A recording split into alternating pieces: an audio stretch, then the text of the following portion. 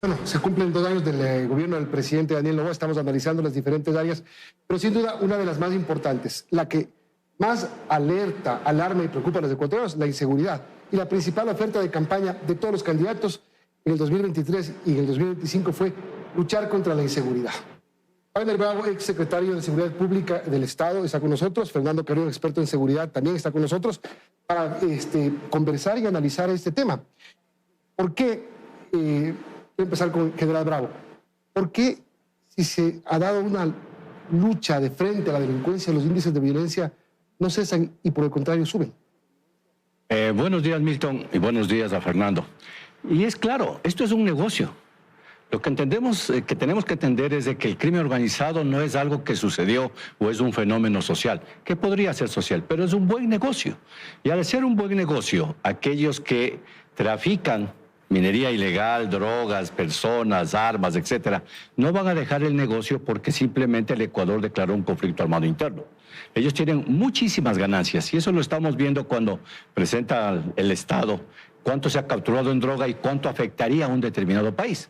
Y entonces es como cualquier delincuente. Si un delincuente vive de eso y es rentable para él, él va a buscar las formas de cómo continuar con su negocio.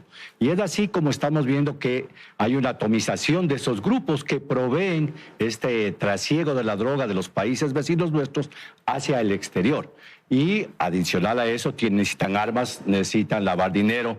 Hoy la minería ilegal está realmente con un precio del oro demasiadamente alto y por lo tanto hay países que son consumidores y hay países que son productores y los que están en el intermedio, los grandes carteles de la droga, que ellos, a pesar de que los Estados Unidos están bombardeando y atacando esas lanchas de allá en el Mar Caribe, continúan con el negocio. Primero porque hay una demanda y también hay una oferta y por lo tanto yo creo que la situación que vivimos no es solamente los problemas y las causas coyunturales internas del país y externas del país. El tema, igual, la principal oferta de campaña del presidente Noboa, de todos, porque eso es lo que queríamos los ecuatorianos, nos den más seguridad, pero todavía no podemos salir tranquilos a la calle. Bueno, primero muchísimas gracias por la invitación y estar con mi cordial amigo el general Bravo en esta ocasión. Si nosotros vemos las cifras, cuando el presidente Noboa llega a la presidencia, su tasa de homicidios era más o menos de 46. Y hoy día da la impresión que este año va a terminar en alrededor de 52. ¿Qué quiere decir eso? Que las políticas que han estado implementándose no han dado los resultados que se esperaban. ¿Cuáles han sido las políticas? Básicamente yo diría dos. Una, esto de la declaración de conflicto armado. Hay un gráfico que habla de las muertes violentas por mes, entre enero de 2024 y enero de 2025.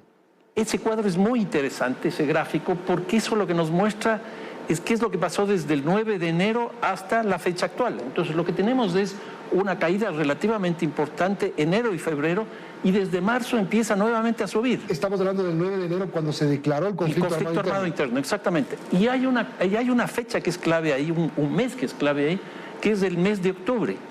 Ustedes recordarán, ese mes tuvimos problemas de energía eléctrica, ese mes tuvimos algunos cabecillas tomados presos y yo creo que ese mes implica un cambio sustancial en la situación del crimen. Y luego la tendencia es creciente hasta el momento actual, que yo creo que este año vamos a terminar con no menos de 9.200 personas asesinadas. ¿Por qué? Y la pregunta es ¿por qué siguen subiendo los índices de delincuencia? El gobierno anuncia la captura de 16 objetivos de alto valor, de 125 objetivos de mediano valor, la captura de Pipo, el líder de los Lobos, del Negro Willy, de Fito. Es decir, se ha dado golpes duros a la delincuencia y los índices no paran. Fernando lo acaba de decir, estamos defendiéndonos ante un ataque del crimen organizado, que como decía es un gran negocio, pero el concepto de seguridad es diferente. Estamos defendiendo, las Fuerzas Armadas están en campaña, digo yo. Hay un conflicto armado interno. Y el Ministerio de Relaciones Exteriores también, porque de acuerdo a la ley son los que nos deben defender. Pero vamos al concepto de seguridad. Y no solamente son las muertes violentas, Milton. Hay que analizar que la delincuencia común es lo que más le preocupa a los ecuatorianos. Si yo no soy parte, si me dicen todos los días de que hay muertos entre bandas y yo no soy parte, yo pienso que a mí no me van a matar. pero sí estoy preocupado en que me roben el caso, la casa, que mis hijos no regresen con bien, que haya secuestros, haya vacunas. Y entonces el concepto de seguridad viene más acá. Todavía no cuaja y no termina y no se consolida el sistema de seguridad que se era Sistema de Seguridad Nacional y hoy se llama Sistema de Seguridad Pública del Estado. Y fundamentalmente algo, que los gobiernos autónomos descentralizados no tienen la función de dar combustible, ni vehículos, ni motos a las fuerzas coercitivas del Estado. La función de ellos es mejorar la calidad de vida de los ciudadanos. No hay un concepto, desde mi punto de vista, de una política de Estado de prevención. ¿Qué quiere decir eso? Que si ahora nos está diciendo la ministra que acaba de salir que no se termina de implementar todos los presupuestos que se han asignado a educación y a salud, ahí hay una falencia. Hay una falencia, entonces tenemos que atacar las causas coyunturales y estructurales internas y tenemos que buscar la forma de cómo la causa estructural externa, es decir, cómo Colombia baje esa producción de cocaína, porque si no tuviéramos cocaína en el Ecuador realmente no pasaría gran cosa de la violencia que tenemos en el país. Un tema económico, no se terminan de ejecutar los presupuestos, entonces da un mensaje de que no hay un buen manejo en la ejecución. Pero también hay otro tema, 3 puntos del IVA eran para seguridad, así nos vendieron la idea. A ver, yo creo que en temas económicos hay 2 cosas. Una primera es que hemos entrado en una lógica de una economía criminal que está teniendo una cantidad infinita de recursos. De los estudios que yo he hecho, más o menos de lavado significa alrededor de unos 4.500 millones de dólares, lo que significa la minería ilegal unos 1.000 millones adicionales y lo que son mercado de armas, extorsiones, etcétera, etcétera, unos 1.000 millones de dólares más. ¿Qué significa esto? Que el monto de los recursos económicos que manejan los grupos criminales es impresionante. Hay un estudio hecho en Italia, desgraciadamente en América Latina no existe, que llega a la conclusión de que el 25% de los recursos obtenidos sirven para la reproducción del ilícito. Nosotros estamos hablando en el caso del Ecuador que son más o menos 6.000 millones de dólares. ¿Eso qué quiere decir? Que son 2.000 millones de dólares para la reproducción del ilícito. Un presupuesto el doble del municipio de Quito. Con eso se compran armas, con eso se tiene contratados, entre comillas, 65.000 personas que trabajan en esto. Con eso se genera corrupción, etcétera, etcétera. Yo creo que si nosotros no tenemos economistas trabajando en lo que significa esta economía criminal, vamos a seguir en este crecimiento. Y la otra cosa, los costos de la violencia son muy altos, que son justamente los presupuestos. Pero aquí hay 3 presupuestos. Uno es el presupuesto del Estado, que es interesante ver cómo ha ido subiendo y cómo ha ido bajando. Y en esa línea han ido subiendo y bajando los delitos también. Pero en segundo lugar tenemos los presupuestos de las empresas, que son bastante altos y que eso termina por incorporarse dentro de los costos de producción, lo cual significa inflación.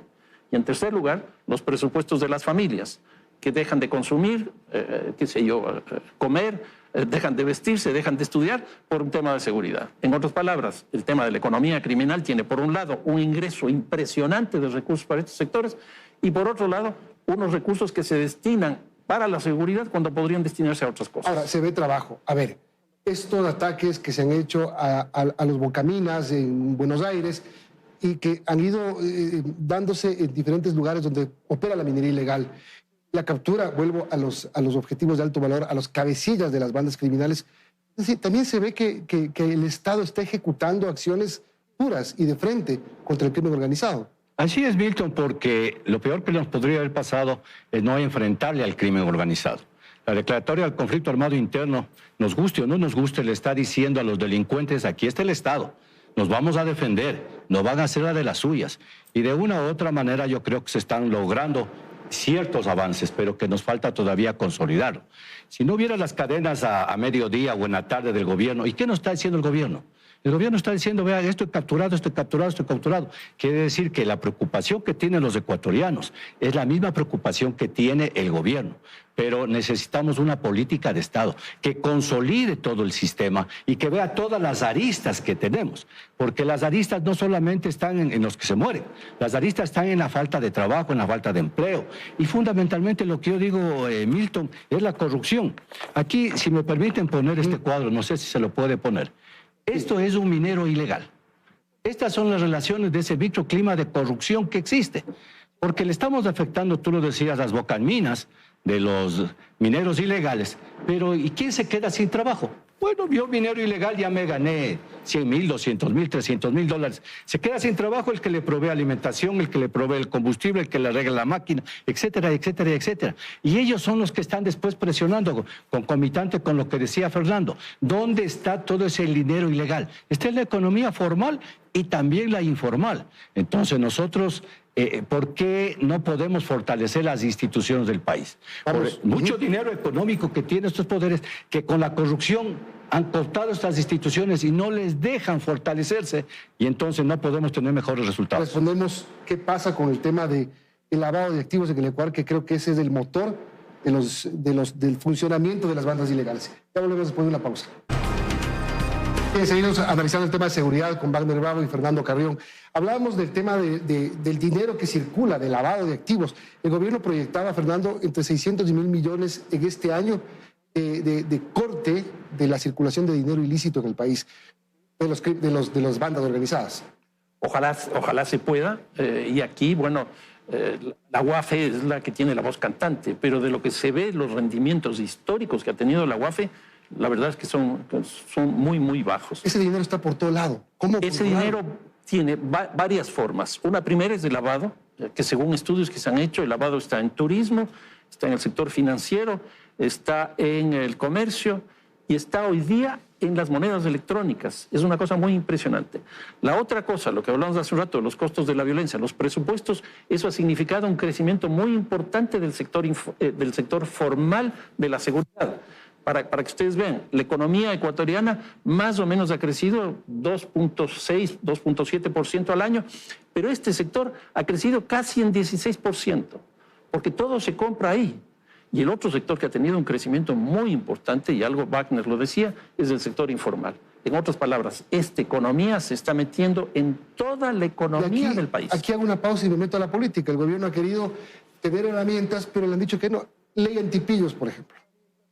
Sí, pero a ver, nosotros le aprobamos una consulta con 9 preguntas a favor, nosotros le aprobamos la subida del IVA del 12 al 15%, nosotros le hemos aprobado como 6 leyes. En otras palabras, yo creo que en ese sentido no ha habido un problema en términos del respaldo, del apoyo que existe. Y aquí viene una cosa muy interesante, Milton, y es que cuando el presidente hace la declaración de conflicto armado interno el 9 de enero, tiene un apoyo impresionante de la Asamblea. La Asamblea hace una expresión unánime. El expresidente Correa se suma a eso, con lo cual el apoyo que él tiene es increíble. Las encuestas le daban el 82%. Yo creo que ese fue un gran momento de unidad nacional que me parece que no lo supo aprovechar. ¿Y por qué no lo pudo aprovechar, general? Simplemente yo creo que después de la muerte cruzada, a todo el sistema político del país le sorprendió. Nunca se pensó que eso iba a suceder. Rápidamente tuvo que haber una primera vuelta de elecciones, una segunda vuelta de elecciones. Yo pienso que un partido político responsable se demora por lo menos 2 o 3 años en formar cuadros, en hacer un plan de desarrollo, un plan de seguridad, para tomar el poder por los próximos 4 años. Pero ya es tiempo perentorio, son 2 años que está el presidente, para ir asentándose y aterrizando. Y realmente lo único que está haciendo ahorita el Ecuador es defenderse, cuando no hemos visto que todo lo que acaba de decir Fernando y todo lo que nos pasa es porque las instituciones son débiles. Entonces, invirtamos en esas instituciones. Y lo más preocupante es la minería ilegal. Y tenemos 1.100 concesiones mineras legales. Y tenemos 600 personas que trabajan, no tenemos ni una persona para que controle, porque dice Agencia de Control. Si tenemos problemas en la UAFE, ¿por qué no invertimos 40, 50 millones y podemos capturar esos 6.000 millones que dice Fernando? Si tenemos problemas en el sistema carcelario que no da realmente, con respeto, no hemos tenido una solución, pues invirtamos, pero hagamos una reingeniería. Pero construir una cárcel nueva de máxima seguridad ¿no es parte de la solución? Es parte, pero ¿cuánto nos vamos a demorar en la próxima cárcel de 15.000 personas que supuestamente va a pasar? Esto es para ayer, no es para ahora. Entonces, Si el sistema, como digo, el sistema de seguridad pública no funciona, debería estar el Consejo de Seguridad Pública del Estado en crisis y con personas reunidas todo el tiempo, no los principales, para saber qué nos está pasando.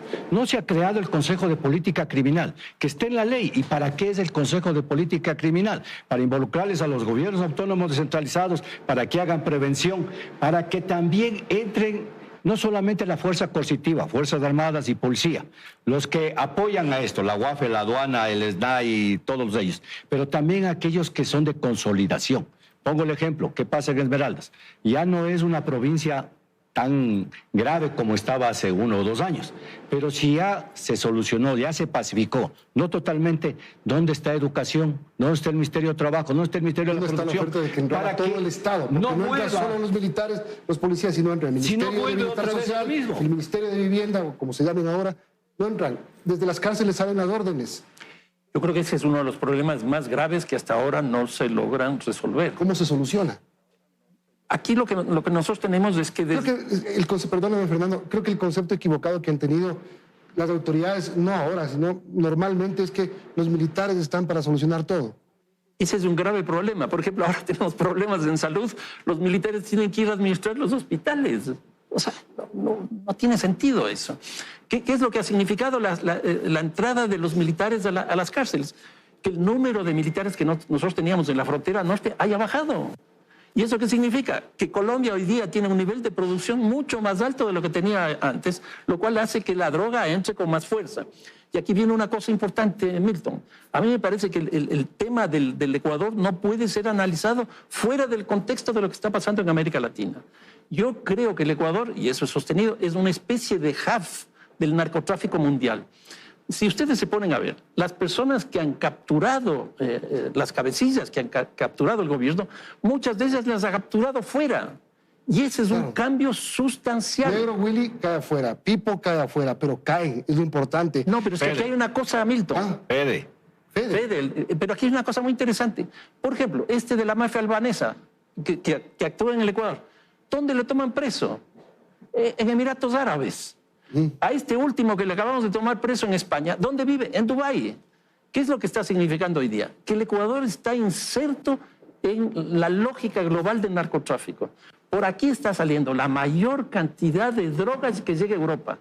Todas estas personas que han sido capturadas en Europa están articuladas, por ejemplo, al cartel de Sinaloa, al cartel Jalisco Nueva Generación, que están también allá.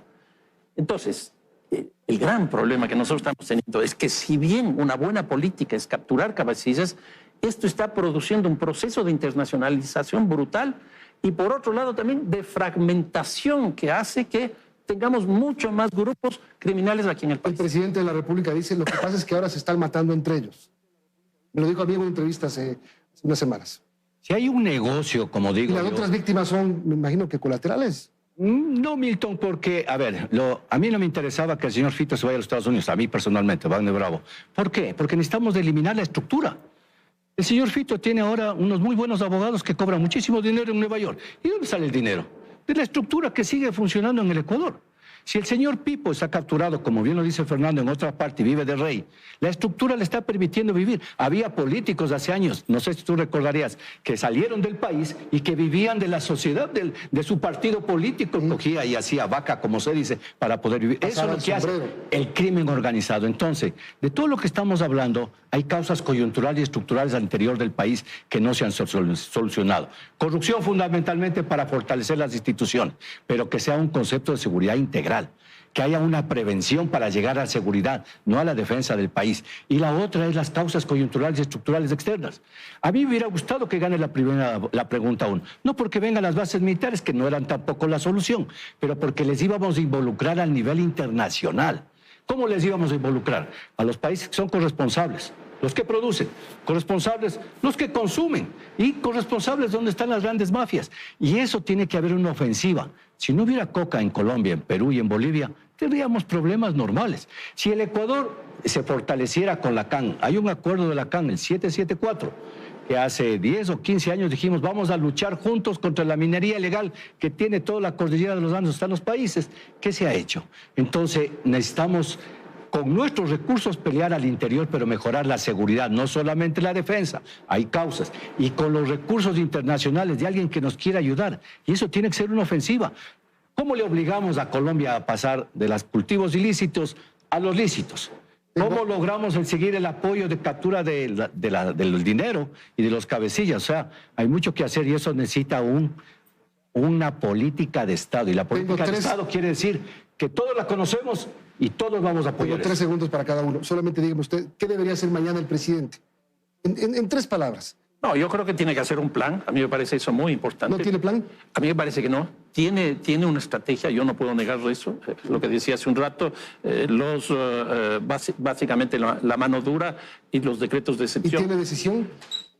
Tiene decisión, a mí me parece que tiene decisión, pero este plan a mí me parece clave para integrar municipios, para integrar cámaras de la producción, para integrar el sector del transporte, para integrar el sector de la educación, para que veamos qué hacer con todo lo que significa justicia, para ver qué podemos hacer con todo lo que significa policía, Fuerzas Armadas. Okay. Yo creo que eso es fundamental.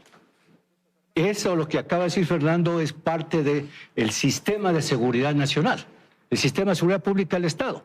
Porque si tenemos la cabeza, tenemos la decisión, tenemos la Constitución, tenemos las leyes, ¿qué nos falta? La estructura de ese plan que con una visión integral involucre a todos. En el Consejo de Seguridad Pública del Estado está la justicia, está el Consejo de la Judicatura, está el Legislativo, está todo el mundo. Si ahí hay un plan, como bien lo dice Fernando, que vaya decantando hacia abajo para que sea prevención, que sea defensa, que sea actuar, nos vamos a tener. Pero fundamentalmente, Milton, fuera de todo, tenemos que eliminar la corrupción, que pasó a ser de la corrupción social a la corrupción política, y hoy es una corrupción del crimen organizado que ha permeado todas las instituciones del Estado. Gracias por venir. Muchísimas gracias. Fernando Carreón, Wagner Bravo.